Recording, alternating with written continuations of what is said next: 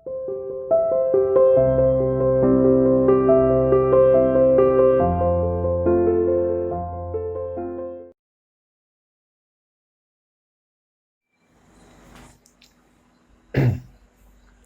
Student, welcome to CR international online classes.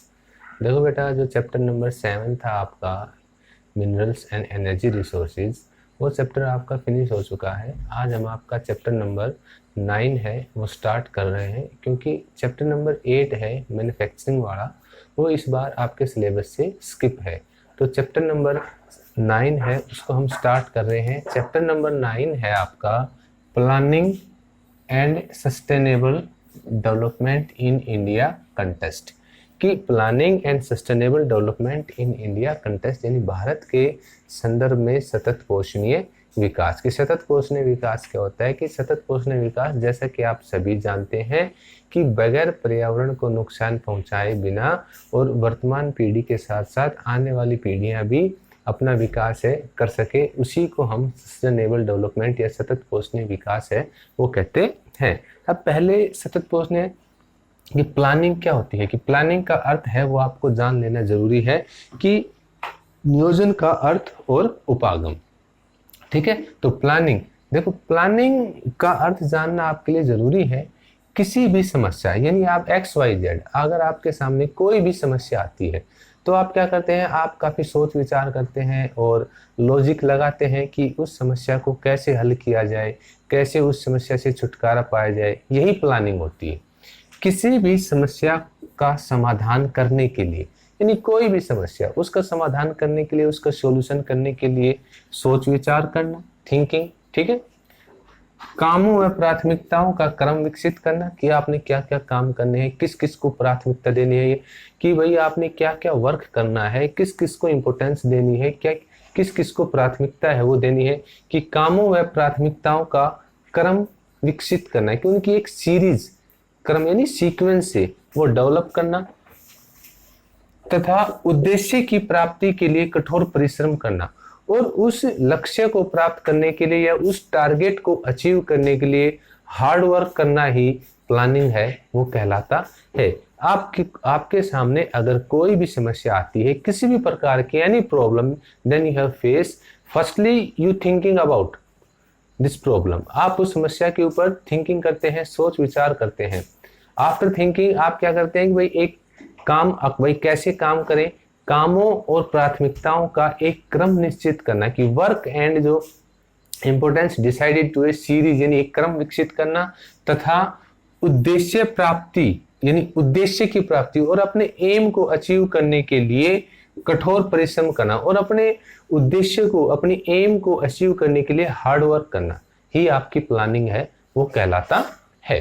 ठीक है, अतः नियोजन एक व्यापक शब्द है। अब देखो, नियोजन है वो एक छोटा शब्द नहीं है, it's not a small word. नियोजन क्या है? एक व्यापक शब्द है, इट्स बिग वर्ड। ठीक है, तथा यह उस तीर और तुक्का विधि, यानी तीर भी ऐसे ही भाई कोइंसिडेंटली तीर लग गया, या ये कहें कि हम तुक्का लग गया, बाई चांस ऐसा हो जाए। ठीक है, यह तीर और तुक्का यानी hit and miss method, hit या मिस। जैसे क्या होता है कि हम कहते हैं भाई, क्रिकेट के एग्जांपल हम लेते हैं कि जब लास्ट में अगर क्या है कि 6 बॉल बची हुई है और आपको 20 रन चाहिए, तो हिट आउट या गेट आउट का मेथड है वो उस टाइम पे अप्लाई होता है कि या तो आप हिट कीजिए या आप आउट हो जाइए, क्योंकि उस टाइम पर आपके पास ज्यादा चांसेस लेने के अलावा आपके पास और कोई ऑप्शन है वो अवेलेबल नहीं होता। तो यह क्रिकेट की उस हिट एंड मिस मेथड, या तो हिट कीजिए या मिस कीजिए, मिस नहीं हिट ही होना चाहिए, क्योंकि उस टाइम पर कंपलसरी है आपको हिट करना। तो यह हिट एंड मिस मेथड से भिन्न है, कि उससे क्या है, हिट एंड मिस मेथड से क्या है, ये डिफरेंट है। तीर और जो तुक्का कि बाय चांस ऐसा हो जाए, no, not by chance, is compulsory. ठीक है, तो हिट एंड मिस मेथड से भिन्न है, जिसे अपनाकर यानी इसको आप अप्लाई करके सुधार और पुनर्निर्माण यानी चेंजमेंट, इंप्रूवमेंट एंड रीडेवलपमेंट, ठीक है, इंप्रूवमेंट एंड रीडेवलपमेंट का कार्य किया जाता था। इंप्रूवमेंट एंड रीडेवलपमेंट का जो कार्य है वो किया जाता है। अब देखो इसका एक एग्जाम्पल लेते हैं हम कि नियोजन शब्द आपके लिए नया नहीं है, कि जो प्लानिंग वर्ड है वो आपके लिए नया नहीं है। It's common word for you guys, ठीक है, यह आपके लिए बिल्कुल एक कॉमन सा वर्ड है और आप इसको काफी टाइम से स्टार्टिंग से सुनते आ रहे हैं। जैसे बचपन में हम सुनते हैं, स्कूल जाते हैं, छुट्टियां होती हैं, छुट्टियों के लिए हम प्लानिंग करते हैं, बचपन से ही इसे छुट्टी के रूप में आपको दिया जाता रहा है। घर में कोई विवाह अथवा मांगलिक कार्यक्रम हो, परीक्षा की तैयारी करनी हो या बहन के विदेश जाना हो, ठीक है, परीक्षा की तैयारी करनी हो या बहन के विदेश जाना हो तो घर के बड़े यही कहते हैं, भाई पहले प्लानिंग कर लो। अब जैसे मान लो हमारे घर में कोई भी फंक्शन है या कोई शादी है या हमें कहीं विदेश जाना है, तो क्या कहते हैं, भाई पहले प्लानिंग कर लो कि उस टाइम पर आपको किन किन चीजों की आवश्यकता है या नीड है वो पड़ेगी, उन चीजों को आप पहले से ही, जैसे मान लो छुट्टी में हमें 5 दिन के लिए कहीं बाहर जाना है, ठीक है, हम टूर पर जा रहे हैं, तो हम पहले से प्लानिंग करते हैं कि रात को ही हम अपना बैग पैकिंग करके सब जो हमारी जरूरत की चीजें होती है वो सब उसमें रख के सोते हैं कि भाई हमें इन चीजों की जरूरत है वो पड़ेगी। अलार्म सेट करते हैं, सुबह इतने बजे उठना है, इतने बजे की ट्रेन है। क्या होता है, ये एक प्लानिंग है, ठीक है। ऐसे ही घर में जब कोई कार्यक्रम होता है या आपकी बहन या भाई आपकी बिटिया XYZ अगर वो विदेश जाती है, तो क्या होता है, घर के बड़े पहले हमेशा यही कहते हैं, भाई प्लानिंग कर लीजिए कि बाद में कोई समस्या है वो नहीं आए। क्योंकि प्लानिंग में क्या है कि एक एक चीज को बारीकी से ध्यान में रखते हुए प्लानिंग है वो की जाती है कि बाद में किसी प्रकार की कोई समस्या है उसका सामना हमें ना करना पड़े, ठीक है। नियोजन समय और ऊर्जा की बर्बादी रोककर सफलता को सुनिश्चित बनाता है। अब क्या है कि आप किसी भी वर्क को करने से पहले उसके बारे में अगर आप प्रॉपर प्लानिंग कर लेते हैं तो आपका जो टाइम वेस्ट है वो नहीं होता।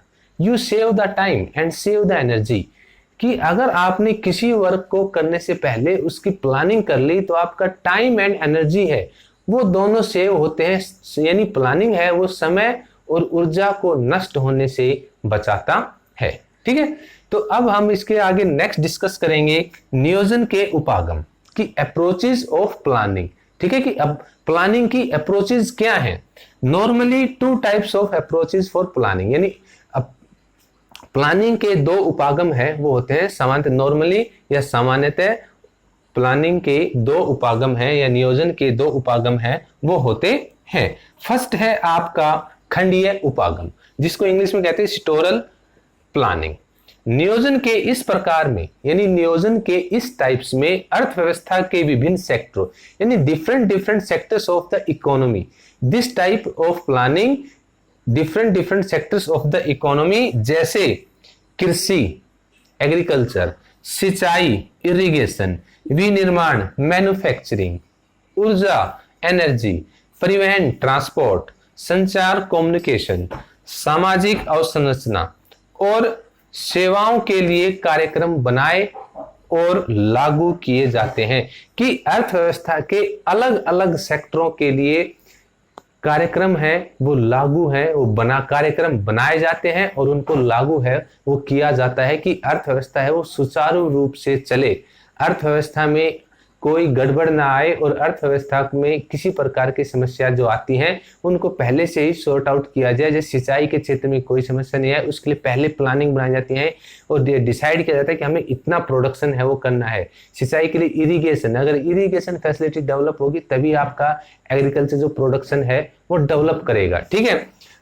ऊर्जा एनर्जी चाहिए कामों को करने के लिए, ठीक है, वर्क को करने के लिए। परिवहन ट्रांसपोर्टेशन की सुविधा है वो डेवलप होनी चाहिए, ट्रांसपोर्ट नहीं होगा तो इकोनॉमी है वो नहीं चल पाएगी। संचार कम्युनिकेशन होना बहुत जरूरी है लोगों के बीच।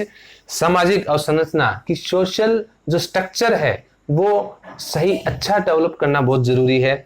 और सेवाओं के लिए कार्यक्रम जो फैसिलिटीज हैं उनके लिए प्रोग्रामिंग को बनाए और लागू करना ही आपका खंडीय उपागम है वो कहलाता है। सेकंड आता है आपका क्षेत्रीय नियोजन यानी रीजनल प्लानिंग।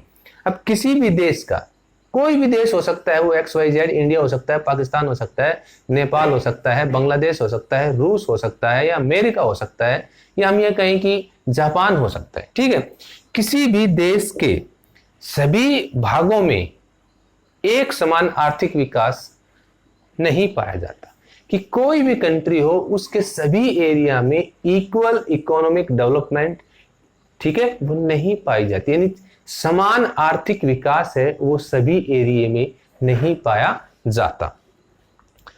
कुछ क्षेत्र अधिक विकसित हो जाते हैं, कि some part of the country are more develop, यानी कुछ जो क्षेत्र है, कुछ एरिया है वो ज्यादा विकसित हो जाते हैं, वे अन्य कुछ पिछड़े रह जाते हैं और बाकी के जो कुछ हैं वो पीछे रह जाते हैं। विकास की यह क्षेत्रीय असमानता, यानी डेवलपमेंट की यह रीजनल असमानता, डाइवर्सिटी नियोजकों को प्रेरित करती है। अब विकास की देखो, एक क्षेत्र है किसी भी कंट्री का वो ज्यादा डेवलप हो जाता है, एक क्षेत्र होता है वो कम डेवलप होता है। तो विकास की ये क्षेत्रीय असमानता नियोजकों को प्रेरित है, मोटिवेट है, यानी प्लानर्स को वो मोटिवेट है, वो करती है, कि जो प्लानिंग बनाते हैं उनको यह मोटिवेट करती है कि नियोजन का स्थानिक परिप्रेक्ष्य अपनाते हुए, कि प्लानिंग का रीजनल परिप्रेक्ष्य अपनाते हुए, कि प्लानिंग का स्थानिक परिप्रेक्ष्य अपनाते हुए, ठीक है, ऐसी योजनाएं बनाएं जिनसे विकास में प्रादेशिक असंतुलन कम हो, कि वो ऐसी योजनाएं बनाएं जिससे विकास में जो प्रादेशिक यानी रीजनल जो इनबैलेंस है, जो असंतुलन है, वो कम हो जाए, कि रीजनल जो बैलेंस है, असंतुलन है, इनबैलेंस है, वो कम हो सके। इस प्रकार के नियोजन को क्षेत्रीय नियोजन कहा जाता है, कि इस प्रकार का जो नियोजन होता है उसको क्षेत्रीय या रीजनल प्लानिंग है, वो कहा जाता है। कि रीजनल प्लानिंग में यही आता है कि इस प्रकार से प्लानिंग बनाई जाए कि एक जो एरिया है वो तो ज्यादा डेवलप है और उसके कंपैरिजन में जो दूसरा एरिया है वो कम डेवलप है, तो दोनों एरियो में इस तरीके से प्लानिंग बनाया जाए कि कम और ज्यादा का, ठीक है, जो डिफरेंस है दोनों के बीच के, उस डिफरेंस को कम किया जा सके। इसी को हम क्षेत्रीय या रीजनल प्लानिंग है वो कहते हैं।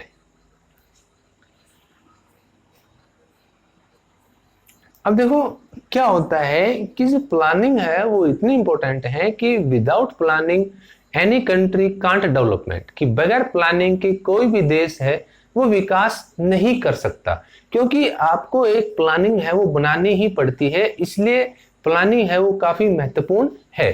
कि अगर हम बात करें प्लानिंग की, तो अमेरिका ने जितनी उन्नति 100 वर्षों में की है, कि अमेरिका ने 100 वर्षों में यानी 100 ईयर्स में जितनी उन्नति की,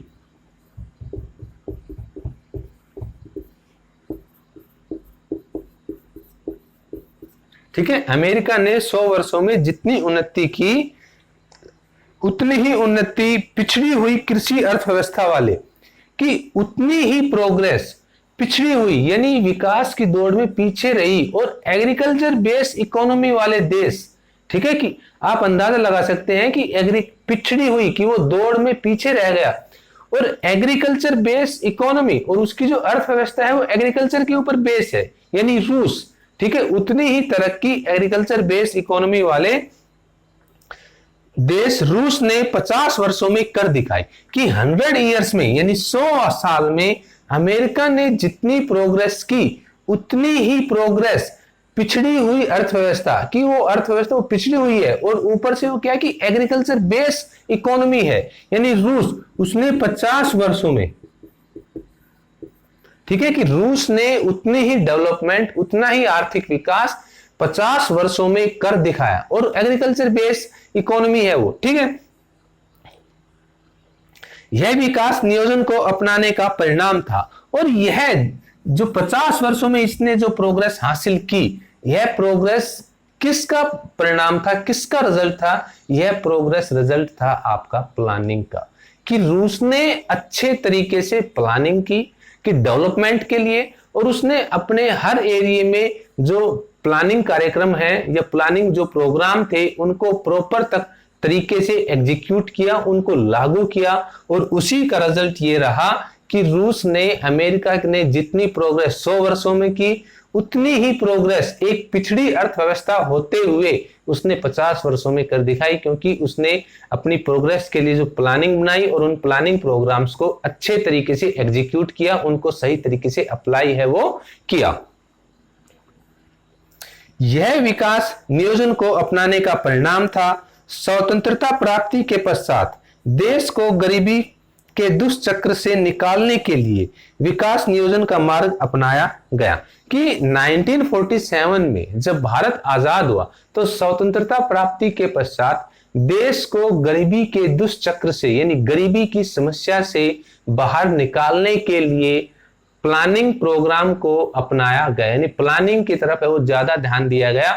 इसीलिए भारत ने क्या है कि 5 इयर्स प्लानिंग यानी पंचवर्षीय योजनाएं हैं वो लागू की, और हर पंचवर्षीय योजनाओं के लिए प्लानिंग है वो की, और जो एम है जो उद्देश्य है वो फिक्स किए कि हमें इस पंचवर्षीय योजना में इस एम को अचीव करना है, इस पंचवर्षीय योजना में इस एम को अचीव करना है। तो वो एम है वो फिक्स किए गए और उनके लिए 5-5 साल के लिए प्लानिंग की गई कि गरीबी के चक्र से कैसे बाहर निकला जाए। क्योंकि जब भारत आजाद हुआ तो भारत काफी गरीब था, क्योंकि अंग्रेजों ने भारत के ऊपर काफी सालों तक राज किया और भारत का आर्थिक शोषण है वो व्यापक स्तर के ऊपर किया।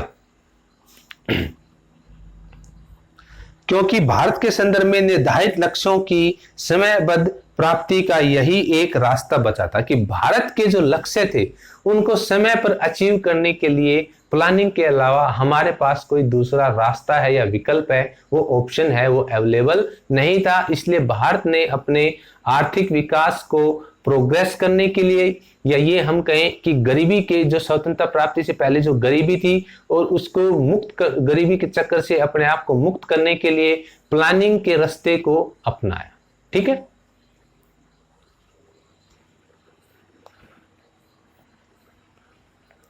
कि भारत ने प्लानिंग के रास्ते पर चलते हुए अपने आर्थिक विकास को आगे है वो बढ़ाया, और आज हम देख सकते हैं कि विकासशील देशों में भारत है वो काफी तेज गति से डेवलप है वो होता जा रहा है, और आज के दिन भारत की जो इकोनॉमी है वो वर्ल्ड में सबसे बड़ी इकोनॉमी है। और उसके लिए भारत ने क्या किया कि पहले अपनी इकोनॉमी को क्लोज इकोनॉमी रखा, कि अपने यहाँ के जो उद्योग थे उनको डेवलप करने के लिए इकोनॉमी को क्लोज रखा, और बाद में भारत ने अपनी इकोनॉमी को ओपन है वो कर दिया कि बाहर से भी उद्योगपति आए और हमारे देश में उद्योग है वो लगाए। इस प्रकार जो भारत है वो विकास के रास्ते पर आगे है, प्रगति है वो करता जा रहा है।